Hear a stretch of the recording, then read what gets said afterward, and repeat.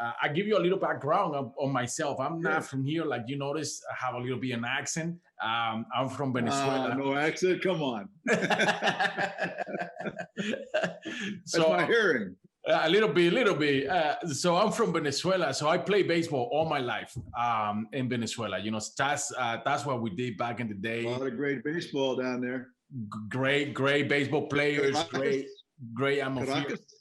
Caracas. Caracas. Correct. My wife was there for a number of years, and she represented Venezuela. She was an American, but her dad was working there, and she played tennis at the Altamira Club. Oh, really? I think it's still there. And then represented Venezuela in Junior Wimbledon. Beautiful. So those are my Venezuelan roots. Nice. There you are. Baseball's big there, though, isn't it? Well, you know what?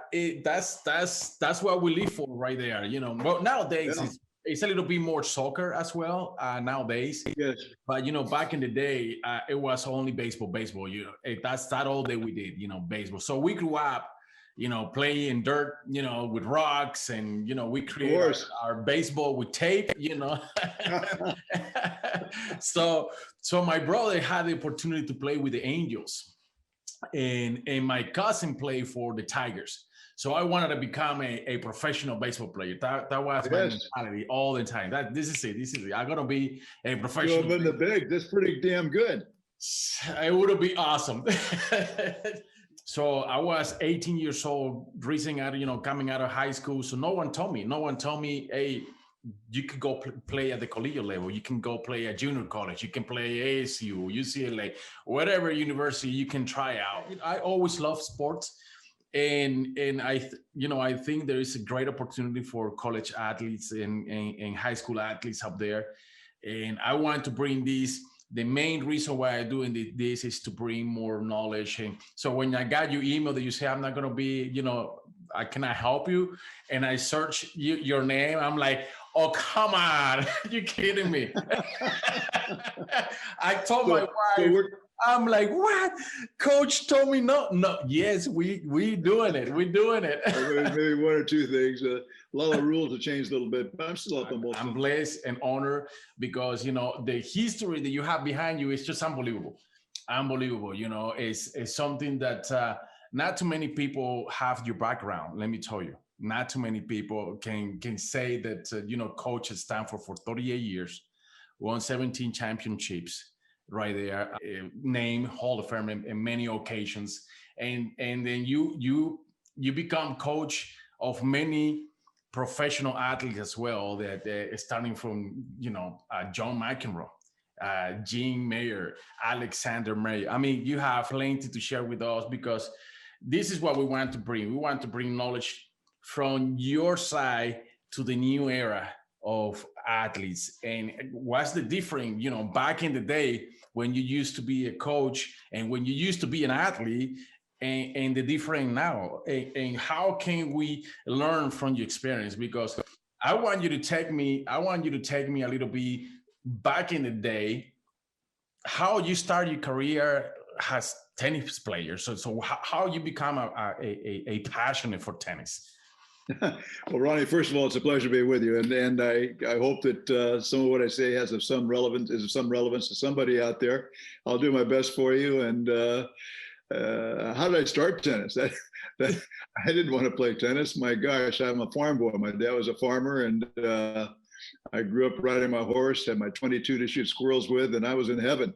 And worked on it a little bit, and my mom one day says, "You're going to take a tennis lesson." My parents didn't play at all. So unlike so many of us that get a sport because our parents are involved in it, that was not, my dad had played football in college a little bit and wrestled a little bit, but nothing related to tennis. Mm-hmm. And so those were the sports basketball, football, baseball, those are the sports I was more familiar with, but I didn't want to go around town, basically a farm town, in little white shorts. So I said, no, I'm not going to take a tennis lesson. Why would I want to do that?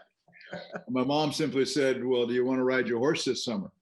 And so there you are. a moment of silence, and that solved that one. And I was really lucky, Ronnie, because my coach was I didn't know at the time, but he was the coach of a top 10 women's player in the Women's Pro Tour, Nancy Chafee was her name. She married Ralph Kiner, the great baseball player. Mm-hmm. But he made everything every ball I hit, he equated it to another sport. So all of a sudden, it wasn't a sissy sport. It was really exciting for me in that lesson to have the next ball hit to me so I could try to return it. Mm-hmm. In those days, the heavyweight champion of the world was Rocky Marciano. So he would say things like, step into the hit like Rocky Marciano steps into the punch. Watch the ball come off the racket as Ralph Kiner watched it come out of the pitcher's hand. And all of a sudden I said, hey, this sport's got something. I couldn't wait. He made hitting that ball so exciting, which I think is the mark of any good teacher. You want to make what you're teaching exciting for your pupils.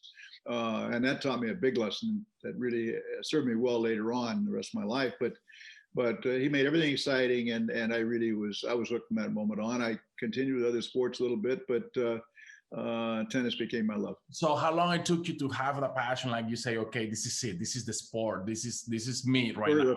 The first ball I hit, he made so exciting to me that I hit it well. That from that moment on, I kept playing during high school. I played a little football and I continued to play basketball, but tennis was my sport. And I couldn't play in the summer. And tennis, it's a year-round sport mostly. And I couldn't play in the summer tournaments because I had to work on the ranch very much. So I finally got a ranking, which is how you measure how you're doing in tennis largely with other people your own age.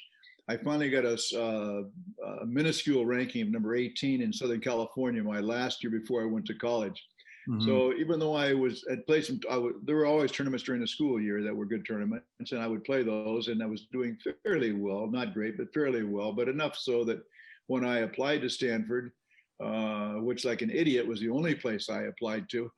I never make that mistake. You always apply several places. The coach at least knew who I was, and I don't think he was really anxious, especially to have me on his team to make the team better, but I'm sure he put a good word in for the admissions office for me. And I ended up at Stanford and was able to, in those days, freshmen couldn't play in the varsity. So I started out as number 4 or 5 on our freshman team. Okay. The NCAA wouldn't let freshmen play. You had to have a year to get acclimatized to school, which isn't a bad rule in a lot of ways. Mm-hmm. But I did improve at playing tennis every day and having good competition every day. And by the time I left Stanford, I redshirted 1 year because I had an anatomy lab as a PE major where you're actually dissecting a human body.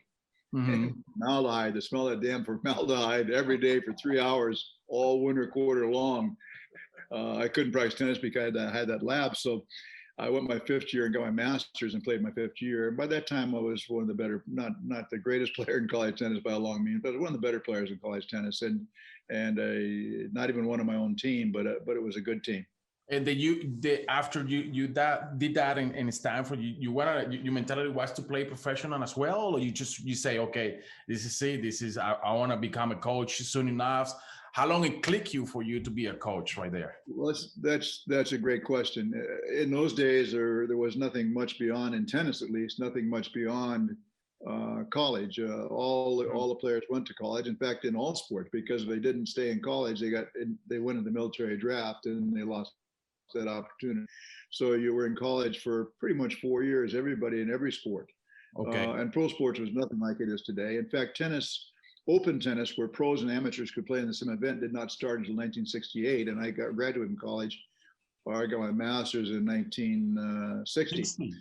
So there wasn't really that option. Pro tennis in those days was Jack Kramer, who was the world's best player, trying to sign a Pancho Gonzalez or Rod Laver or someone like that to a contract to barnstorm in different high school gyms and occasionally in a big city auditorium throughout the country for 6 months. And whoever won the most head-to-head matches was the world champion, so to speak. Okay. I remember they would come to my little town of Ventura, roll out a carpet in high school gym in the afternoon, play a match that night with 1,000 or 2,000 people there, roll the canvas court back up, put it in the back of their van and head off to the next city. Next little town, and that was pro tennis. So there wasn't really a future in it, and I could have played as an amateur in the circuit then, but if I wanted to, but it was expensive. And I was lucky to be able to get a teaching job at a local high school, and also as a teaching pro at a club at the same time. They just married together beautifully, and I didn't want to pass up an opportunity, so I went to work, and then been loving my hobby ever since. I love it. It's insane. So back in the day, I imagine you didn't have no sponsors like we have right now. You didn't have, the social media is just an unbelievable, a new era right now. But back in the day, it was probably tougher. And that's what I see too as well. And baseball, related to baseball, there was a really tough to get into the major leagues, and it's the same as a professional tennis right there. So if you have to pay for your own packet, imagine. I mean, there's no future right there, right? Well, that's true. There really wasn't. They call it amateurism because the very best amateurs in the world would get under the cover payments to appear in certain tournaments and play. Mm-hmm. So they did have. There was a way they got paid, and that some of the travel, and they got parties with all the beautiful women, and there were ways to make it nice for them, but it wasn't really something I cared to do, and I had a great job opportunity, which I really was excited to get into. Mm-hmm. In those days, it was a different world in college as well. There really wasn't, in my sport of tennis, and in most sports, there wasn't a lot of recruiting. In most sports, the coach would write a player, or call a player, but the player would really. It was so much different recruiting wise. There weren't big recruiting budgets in those days. The college staffs, like football, might have had 3 or 4 people on their staff: an offensive coach, a defensive coach, and the head coach, mm-hmm. Maybe a scout. In tennis, there was one coach, no assistant coaches, in most sports, and it was a very different world. In fact, at Stanford, as an example, and this was not unusual. At Stanford, we gave scholarships only sparingly, and only to when I started college in the fall of 1955, a couple of my buddies in the football team had partial scholarships. They didn't give more than that. You got your tuition maybe, mm-hmm. but all the athletes, including all American football players and basketball players at Stanford, would work serving tables waiting on tables in a dormitory, mm-hmm. Mm-hmm. serving meals and cleaning it up after the meals are over in exchange for their meals. And they'd work in our corporation yard or somewhere else in the university to pay for their room. So it was a different thing then. It was. I just hope that people today appreciate the fact there are scholarships for athletes. And I would say this, that's a nice thing, but never feel as an athlete, if you don't get a scholarship, that doesn't put you down. If you're good enough, you're going to play, because the coach's job depends upon how you do.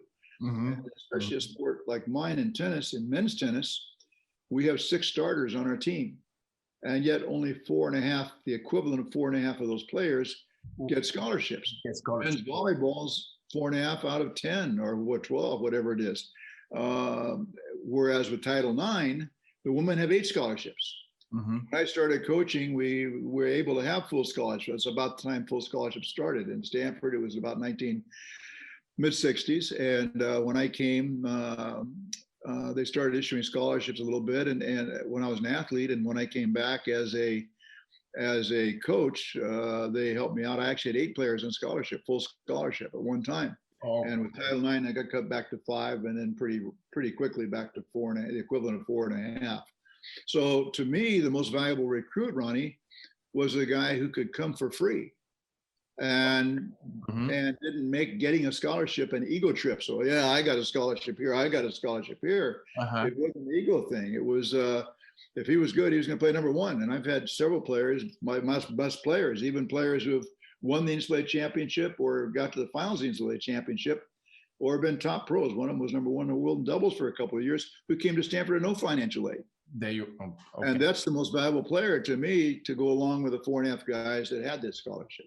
They see, so you because I have a scholarship with you, you wouldn't put me ahead of the guy who didn't have a scholarship right there.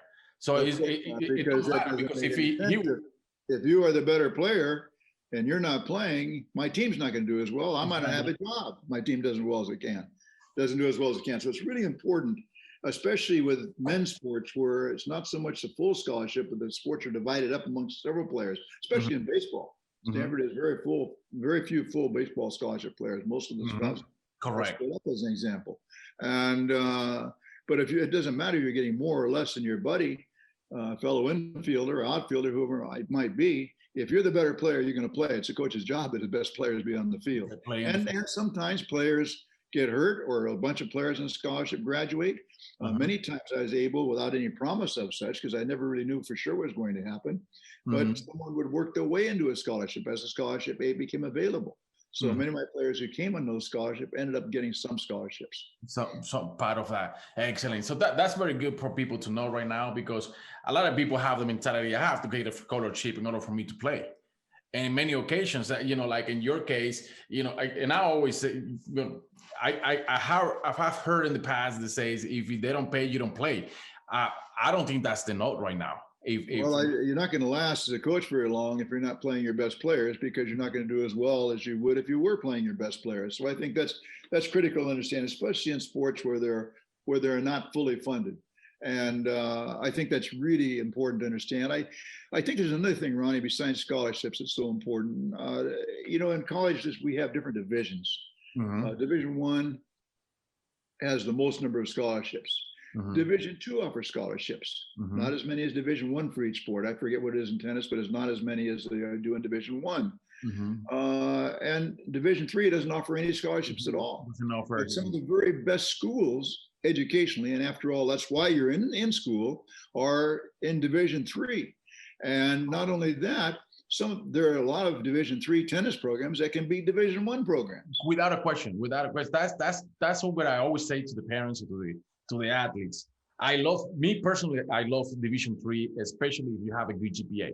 If you have a good GPA and you're looking to play at the collegiate level, D1, D2, D3, there's not much of a difference between them. At least, if we talk about football, maybe basketball, they are the major two sports. But correct me if I'm wrong. I say all the time, go to Division III, because they're looking for athletes no matter what. And if you have a good GPA and a good SAT, they will be able to give you, a very good, 80, 90, maybe a full ride because of the sports as well, even though it's not an athletic scholarship. So yeah, financial aid scholarships, of course, and or otherwise. But it pains me to hear people say, and I'm a D1 coach and I played D1. Big freaking deal. It really pains me to hear people say, or parents say, yeah, my kid got a Division I scholarship. I mean, that's not the purpose of going to college, and there are schools with just as good education and many times better athletic programs that are not in Division I. So, and in fact, I had the good fortune to teach 4 years in a junior college. And just because I went to Stanford, believe me, I respect the education that junior colleges offer. At Foothill Junior College, which was new when I started out coaching and teaching there, we had the same textbooks in the junior college we had when I was a student at Stanford a couple of years earlier. Same textbooks, smaller classes, taught by full professors, not teaching assistants. So don't look down at junior college. If you're coming to the States for the first time, or you're a little bit behind academically, you got to do a little bit to bring your grades up, or maybe you really must get a scholarship and you missed out the first time around. Absolutely look at a junior college as a chance to improve your grades and improve your abilities in your sport, and then transfer to a 4-year college and get your scholarship if that's critical to you, and you'll come out way ahead. Way ahead. That I have this is so good that you mentioned that, Coach, because I keep saying to the guys, hey, junior college is an open door. Junior college can open many doors for you in the future. Absolutely. And academically speaking, I had opportunity to go to Orange Coast College right there in Orange County, and they have a great program. They have a great swimming program, baseball program, football. I mean, they have everything. It is a great program in order for you to jump into a 4-year degree. And you probably ahead of many other guys, we are playing in Division I or maybe Division II, because they're not playing. If as freshmen, they're not going to be probably starting at the team right now. So that's right, and that brings up a good point. I think it's really important to be realistic, and this is where your job's hard, because everyone as a parent think their kid is God's gift to the athletic world, whatever it is. And many times they overestimate their ability, and in so doing, they put a tremendous amount of pressure on the young person. And you get the parents who think that, man, my kid gets this player to be really, really good, and he might not even have a spot on the team. And I think as a parent, and especially as a young person, it's really important to be realistic about where you're looking in terms of your ability, regardless of what your private coach tells you, the private club coach, your private coach, your parent. You better be sure you fit in that place. And the first thing I would ask a coach when I contact a coach, or when as a service I do it for someone, the first thing I would say is I send along my transcript and my record, so I know roughly what kind of ability I have. And tennis is a little easier, track and field, swimming a little easier because you have times, golf, you have scores, measure people a little easier. Be sure that those people measure up to you and are not too far ahead of you. When you decide to go somewhere, if you really want to play sport, I would base it on the fact the head coach, hopefully he'll still be there 2 months later when you enroll, the head coach says, yes, I promise you a spot on the team for at least 1 year. And that gives you the green light. You know you're going to be on the team. You don't have to try out. Be very wary of places they say, yeah, you can come and try out and see if you make it, because realistically, that probably is not going to happen. And even if it does, you don't know it's going to happen. And it may destroy your college experience because what you dreamed you were going to do didn't materialize. You weren't quite good enough. We're very lucky in my sport in tennis. They have a thing now called universal tennis rating. And it's irregardless of age or even gender. But you get a rating of 1 through, I think Roger Federer is a 17 or something like that. I have a granddaughter playing college tennis in the East right now, and I think her rating, I don't know what it is. It must be 7.0 or something like that. Pretty good player, 6.5 or somewhere in there. The universal tennis rating system in my sport has been really, really good, because when I was coaching, everyone used to play in the same age group in all the same tournaments. So I could go by a ranking of these players in their competitive season against each other, not only in their own section of the country, but as they got good enough nationally. So I would recruit based largely on the ranking. And I could tell whether or not based on a ranking, someone most probably would make my team. I would miss out on a late bloomer, someone who developed late once in a while, but I never went wrong by giving financial aid to someone who had a high ranking ever. And because there's something inside that guy that has proven that he can be a winner. He's winning in his age group. He's playing, beating his players. Something inside him, no matter how good he looks, how funny his strokes look, there's something inside him that makes him a winner.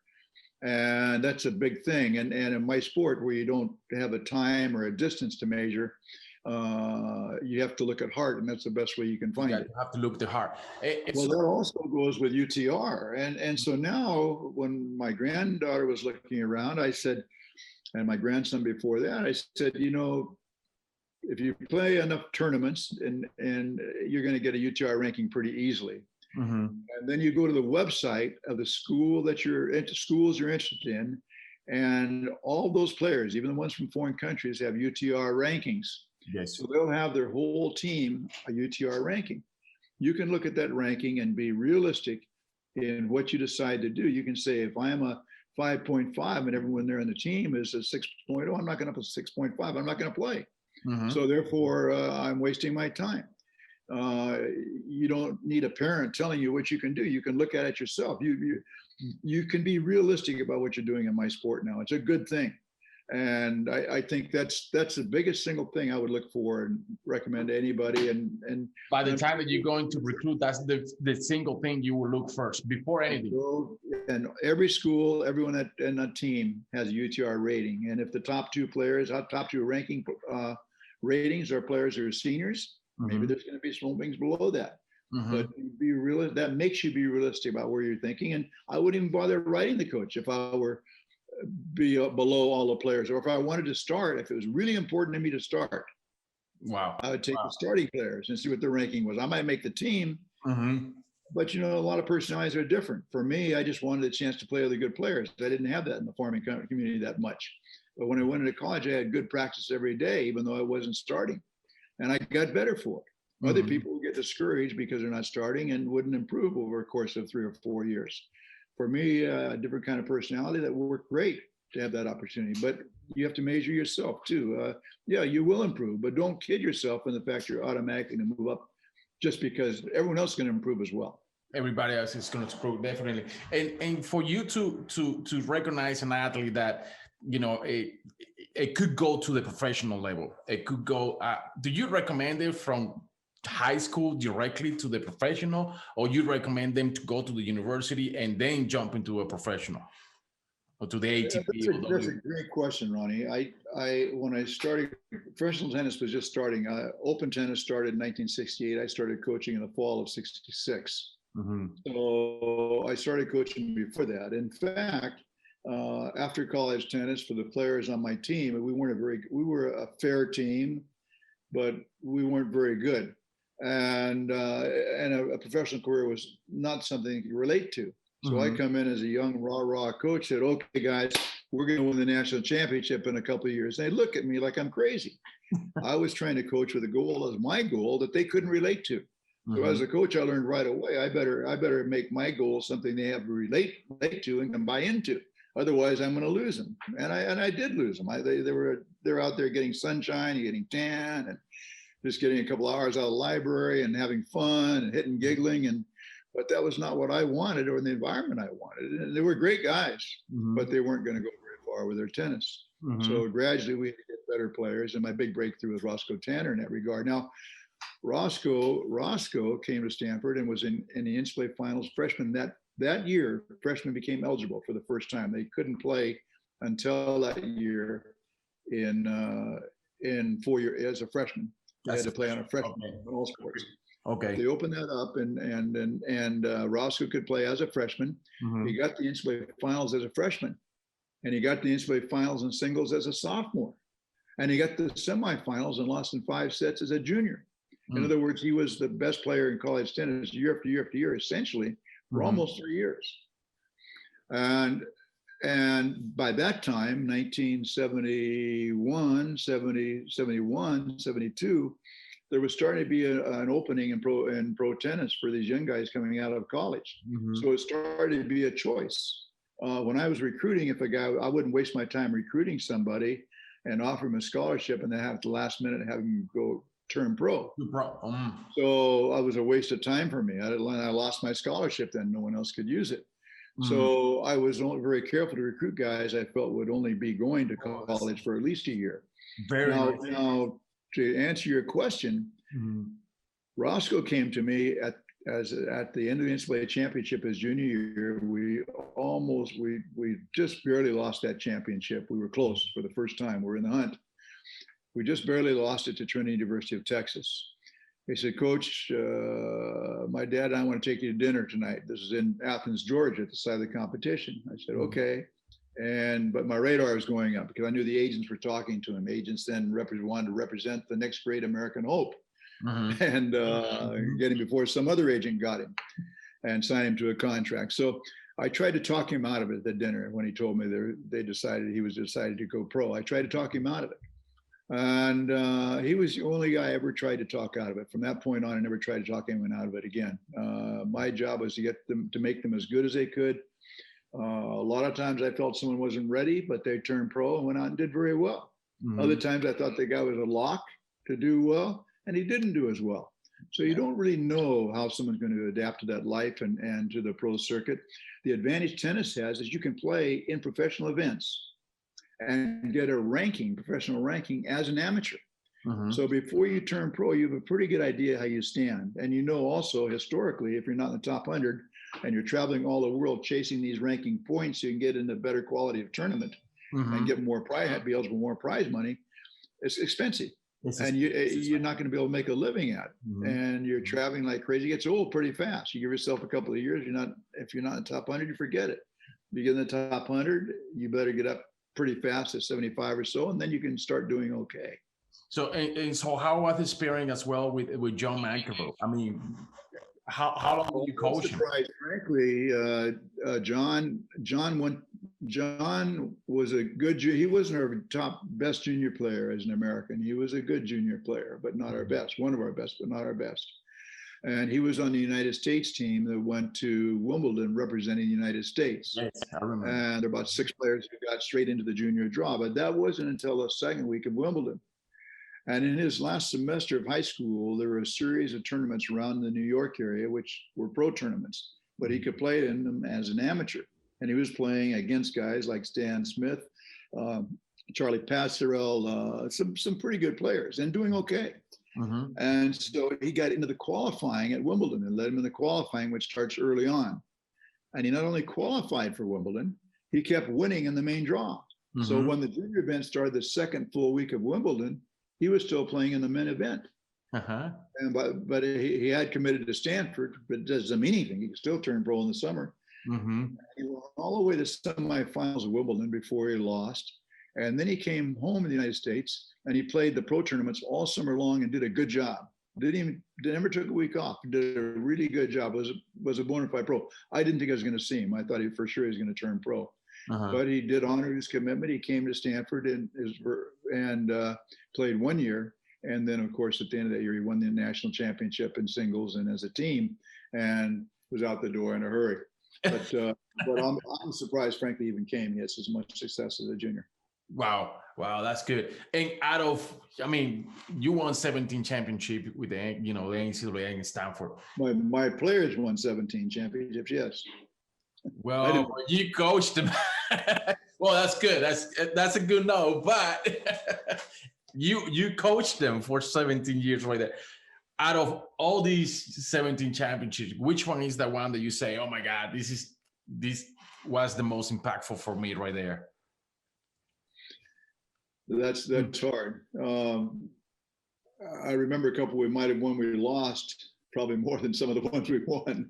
I think one of my best teams didn't win the championship. It was a really good team. I think in that team, all 6 starters ended up being the top 100 in the world, and about 3 of them were in the top 2 in the top 10 and 3 in the top 50, something like that. It was a really good team. We didn't quite win it then. Mm-hmm. But we had I had 3 undefeated teams in those 17 years, of the 17 championship years. Mm-hmm. One of them was 1978, and that was a team John McEnroe was on. The defending champion, NCAA champion, Matt Mitchell, played number 3 that year behind John and a really good Northern California compatriot, friend of his, Bill Mays. That had great depth all the way down the line. At number 6, fighting for number 6, were a guy who later became top 100 in the world and a guy who later became top 40 in the world. So that they were trying to make the last spot on the starting team, and it was a very deep team. Mm. Then you fast forward 20 years later to the third of my 3 championships teams, but just say that were undefeated. And this team had the Bryan brothers, who are the all-time great doubles team. Mm. They had a local guy named Ryan Walters, who was a great player, Paul Goldstein, a great player, and a guy playing alternating at number 6, 5 and 6, who ended up winning the NCAAs 2 years later. So that was also, and becoming a top 100 player. So that team was good too. And in its day, that was a very good team. I think that team we played 6 singles matches in college tennis. We played 24 matches. So whatever 24 times 6 is, 142, whatever it is. Mm-hmm. Of all of those matches, we lost, I think, 2 individual matches, maybe 3. Wow. 3 guys, in other words, 3 guys were undefeated the whole year. So you say you did win, the 17 championship. Competition, that team did a great job and was really, really good team. So, and a very easy team to coach. Just Paul Goldstein, coach at Stanford now, is a leader in that team, and the Bryan brothers, of course, are great team players. And so that was a very, I turned to my assistant coach. We had assistant coaches and later to become our head coach following me. And I said, John, never forget this year, because you're never going to have a year where you have a group of guys. Wow. I rotated the lineup that year. I had 4 guys who could have played number 1, and they didn't want to play each other for their spots. They were too good of friends. So I said, okay, guys, here's what we're going to do. We're going to play each one of you at number 1 6 times, each one of you at number 4 6 times, 3 6 times, 2 6 times. You're going to play each position throughout the year an equal number of times. And here's the schedule. Nice. This is 1st of February. I'm going to tell you now what you're going to be playing in March and April and May. So you might be playing number 4 in the first weekend in May against our rival Cal, because that's what it says here in the list I'm giving you right now. but you might be playing better than whoever's number one now, because during the course of the year, guys go up and down. You might be playing number one, you might be really our number three player at that particular time. Can you guys handle this? Can you stick with this all year long and stay together and not complain and bitch? And they did. And it was amazing. Nice. And you can never do that with a team full of great players usually, because ego is important, but an ego can most definitely if it gets too big. Mm-hmm. And so what would be the first thing when you see a player, you say, okay, I want to recruit that guy? What is it? The stroke? What is it that caught you attention? I don't care how good a stroke is or how bad the stroke is. Mm-hmm. I want to know what he's done in competition with his peers. The first thing I want to look at is the transcript, and test scores. See if there's any chance for admission. Stanford is a very difficult school to get into. It's like Harvard or Yale, Princeton. And if you get into Stanford, you can get in anywhere. So that makes my job easy, because all of a sudden my pool of maybe the top 10 juniors in the country who are high school seniors, maybe it's narrowed down to one or two guys that have a chance for admission, let alone get in. So I have to be sure that if that fellow gets in, or those two of them get in, that I get them. Once they get in, I have to get them to be successful. And we were lucky that we were able to once we got established. Excellent.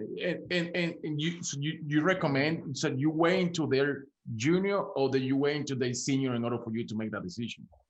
I started watching them. Well, people get their growth spurts at different times.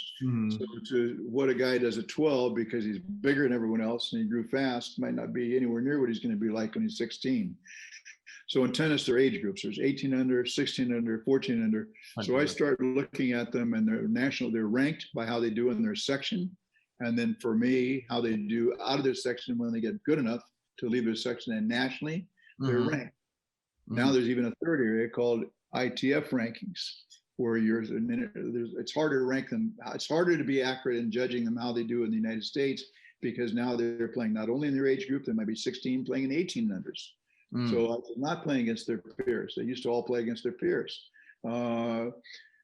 They might not play the same tournaments. Used to all play the same tournaments. They might be taking time off from school, been studying online, allowing them to play some of the international junior tournaments, trying to get an international junior ranking to get into Junior Wimbledon, the Junior French. So they might not even be going to school.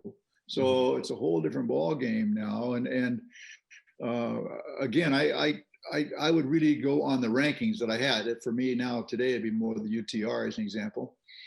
Because that's universal throughout the world, and not how good the guy looked, but for me, I never really looked at video. You can stage a video, you can look good, you can look pretty, but why does a guy win? The video tells me, oh, this guy's a pretty player. Big deal if he can't win a match. So I want to see what he does in competition, and if I don't have time to go all over the country or world to watch him in competition, then I want to just see what his results have been. And that's how I recruited. Excellent. So without a question, the ranking is the most important key for you, of course, and the transcripts. And then I would miss someone who came on late. He didn't get his growth till he was 17 years old. I might miss a guy who matured late, but I never was wrong. I never gave a scholarship to a guy, or a partial scholarship to a guy who didn't prove to be worth that in the end. Got it. Well, and what about international athletes? How do you look international athletes? Have you ever recruited an athlete from out of? Interesting. When I was at junior college, my top player, my second year, was a German fellow who ended up transferring to USC, which had a great program at the time. He got to the quarterfinals in the NCAA championship when he went to four-year school. The next year, I had a Mexican Davis Cupper, Raul Contreras, who was a great young player, and he went on to San Jose State, got the round of 16s in national championship. So I had some foreigners in junior college, and I had some foreigners on the team at Stanford, but I never gave a scholarship to a foreign player. And the reason I didn't is because I was able to get the top Americans. And so, I had a couple of guys, one from Columbia, who was a Davis Cup player there, but he came on his own to Stanford without financial aid, as an example. Okay. I think if I couldn't get to, and when I got to top American, I knew their families, and I just, other things make you take the American, but I didn't have anything against foreigners, as my junior college background will say. And we had some good foreigners on our team. really good ones, like the Davis Cup player from Colombia, and another one, really good junior player from England. Couple. Well, and you mentioned something is important because you're talking about Stanford. It's Stanford, it's Yale, it's Harvard. I mean, you're talking about the major universities where uh, you want to get the top players at the national level. You want to get those players right there in order for you to promote the sports maybe more, even more. It'll be because at the international level, I see it. I mean, I know in my country we didn't have many professional tennis players here in United States that came here to United States. We got golfers, we got soccer players, we have all that, sure. but not tennis. And I know that we have a guy that they did good in Wimbledon and everything else, but if I'm an international athlete and I say I want to go to Stanford, what do I have to do in order for me then to be? Well, Stanford is taking more international athletes on scholarship now. I think our top players from Argentina, maybe, and there are several top players. We have a fellow from Poland on scholarship. Stanford is taking more top international students now, and I would go for. I must say, I did recruit a couple of players foreign. I recruited Guillermo Vilas, one of the world's best players from Argentina, but he didn't go to college. I also spoke with Bjorn Borg, and he obviously didn't go to college either. So those are two of the world's best players. So I was not above that. I would say this. I was, first of all, we were all foreign at one time in the United States. We all came from somewhere else. Well, thank you. And people seem to forget that. We came here, our ancestors had a chance. They worked for it, became citizens. Yes. In all my years of coaching, rarely did I ever see anyone in tennis who I thought bastardized the system. They came, they were good students, they were good citizens. Many of them stayed in the country, became citizens. A lot of them are coaching college teams now. It's good for the teams to have the diversity of foreigners on the team. It's just it's the way the world is, a very small world right now. Definitely. So definitely. I think, in foreign countries, there's just not the opportunity to go to college and play sport as there is in the United States. It's a very unique system. It's a wonderful opportunity for these kids. Yeah, that's one of the things that I want to do, because as an international athlete, I would love to bring this a little bit more out there, because out of the United States, like you mentioned right now, we don't have no knowledge. And it happened to me in baseball. I didn't have no knowledge. I knew back in the day that I could come here to the United States, academically speaking. I didn't know that I could come here and play baseball or get a partial scholarship because of baseball, even in a junior college. I didn't know that, so, and most of the people, I know there is plenty. I have been in a few countries and I've seen very good athletes out there that didn't have no knowledge at all. And that's for your service, Ronnie. That's one area where you serve, what you do is so important, because you make people aware of this opportunity. And I would, in that same breath, I would not, having coached in a junior college, I would not underestimate the value of a junior college. Maybe your English is not quite up to par yet. You're a little afraid of your English in a four-year university. So you go to junior college, you work on your English skills. Junior colleges don't, for the most part, have scholarships. But on the other hand, many times the coach can help you live with a family, so you don't really have that. And junior colleges, for the most part, are not private; they're public, so there usually are very few fees involved. Yes. Maybe you can have a part-time job while you're there, and you also get a chance to improve a lot. Right. And United States coaches get a chance to see your record in junior college, what you've done. Did you win the state championship? What have you done? And so I think that I think as a foreigner, sometimes if you don't quite think you can make it ability-wise quite yet, maybe you haven't grown in the game, haven't had a chance to have the competition you could otherwise just by where you're from, or you want to improve your language skills, get a little feel for the American college system, don't underestimate junior college for a year or two, certainly. I love that advice, Coach. I love that advice, because I have talked to many international athletes, and saying the same piece that you're saying right now is, you know what, English is tough language. You need to learn before you make a commitment into the 4-year university. You have to go to a junior college, stay there for a good 2 years, improve your language, improve your sports, and rank right there in the sports in order for the four-year universities to give you a shot right there.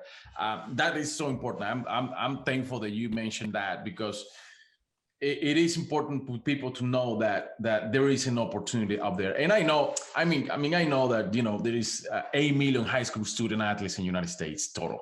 8 million. And high school, like me, is a yearly basis is 8 million. It's only not even 8% of those who play at the collegiate level.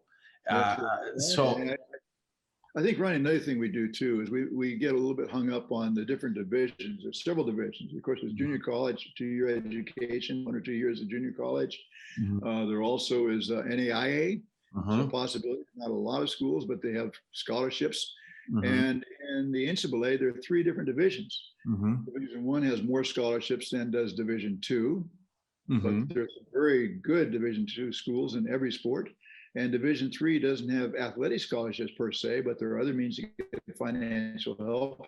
There are some great schools in Division 3 and some, for my sport, some great tennis programs. In fact, many of the top programs in the country, many of the Division 3 programs can beat many Division 1 programs. So don't get hung up on the ego of Division 1. Beautiful. See where you fit the best and what fits you the best as a person. Excellent. Because in Division 3, we go back to Division 3.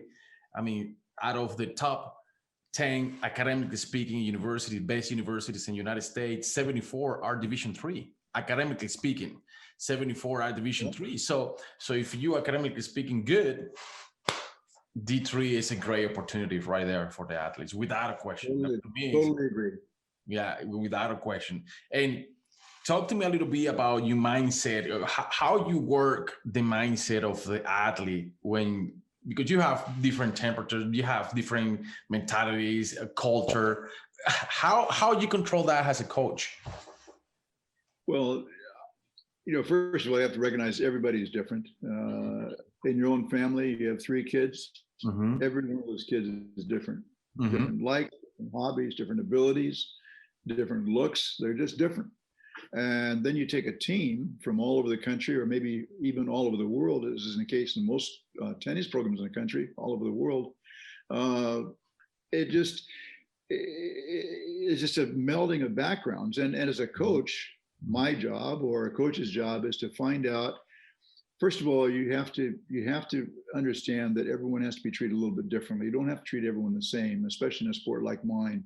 I don't have to put in an offense like I would in football for this particular game. So if I have a guy who's really tired, he's got a big test tomorrow, I can give him a day off. Whereas in football or basketball, that's going to affect the practice for everybody gearing up for the game that weekend. Yes. So I can have more flexibility that way. I really think that my biggest job is to find out what button to push in what situation with which person. And what works for you, Ronnie, might be very different than what works for me, because we're different people. And if you can do that and have your guys build a trust in each other, that they're all going to be competing their hardest when it matters, then I think you have a team that has a chance to do something. Excellent. Well, Coach, thank you so very much for your time.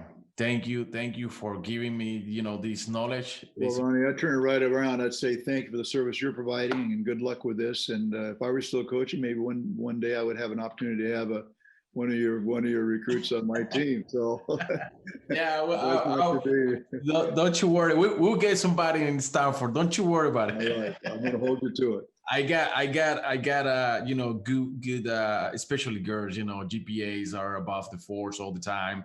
The SATs, great ACTs.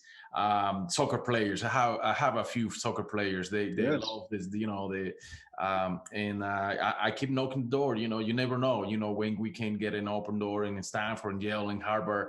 I'm new in the market, literally. I'm still, a good, the NCAA certified my service, which is very good. Yes. And from that, I'm trying to promote academics more than sports, to be honest. To me, if you go to university, you need to finish your degree. in order for them to be successful in the future. I'm a big believer nowadays, not back in the days when I was playing baseball. When I was playing baseball, I was another dude, but nowadays, I have two boys, and my two boys, I mean, they have to go to college. I have a 9-year-old who is a very quick, a very athletic guy. I love him to death. He plays soccer right now, but I'm totally sure he can play any sports, because he's very athletic. I mean, he's unbelievable. And I have a 2-year-old who is a very, fighter, and and I think that guy could play football without a question. You made a really important point, Ronnie. I think that the opportunity for education has to really be valued by the students that go to school who have an athletic ability as well. You're not in college. Technically, you're not in college to become a professional athlete. Correct. You don't know whether you're going to be hurt, whether you're going to be able to continue or not. You're in college to learn, and education is the reason you're in college. So go to a school that has education programs in areas that you want to major in or excel in. Don't go to school if you want to go into business. You might want to go to a school really good in finance or something like that. Mm-hmm. If you want theater arts, you might want to go to school that's more prone to have a great program in that. Look at it academically very closely, and also as a parent, be sure and give your kids as many options. Have them develop as many options as possible. So prepare themselves. So, in other words, if you can. As a young person, if you take a college prep level of courses, maybe that's good enough for most schools. But some schools like Harvard or Stanford, you can't just take a college prep level and get straight A's. You have to take some advanced placement courses as an example. Well, to have more options, challenge yourself to do that higher level of general education, and that will help you also get more options in the end. So all through life, we want to create as many options as we can for ourselves and increase our chance for happiness that way. It's been a pleasure, Ronnie. Good luck to all you're doing, and thanks for having me on the show. And hey, no, it is a pleasure having you, Coach. I'll be honest, I'm extremely pleased to have you, and I hope we can contact you some way, somehow in the future to get to know each other. When I go to California and meet you there, I give you a phone call. Hey, Coach, let's have a coffee. If it's not okay for you. That sounds wonderful. I look forward to it, Ronnie. Looking forward, my friend. Thank you so very much, Coach. Take care and